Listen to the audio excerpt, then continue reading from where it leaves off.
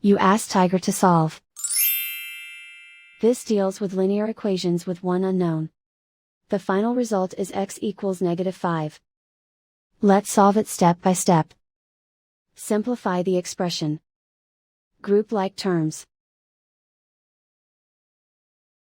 Group the coefficients. Convert the integer into a fraction. Combine the fractions. Combine the numerators. Group all constants on the right side of the equation. Add 3 to both sides. Simplify the arithmetic.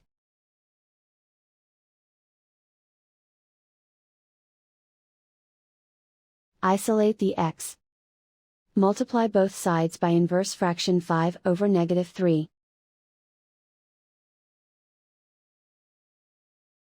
Move the negative sign from the denominator to the numerator. Group like terms. Multiply the coefficients. Simplify the arithmetic.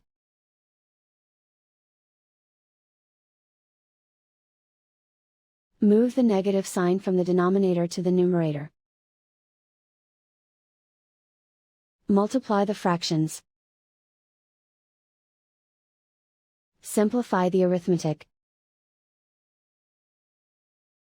And so the final result is x equals -5.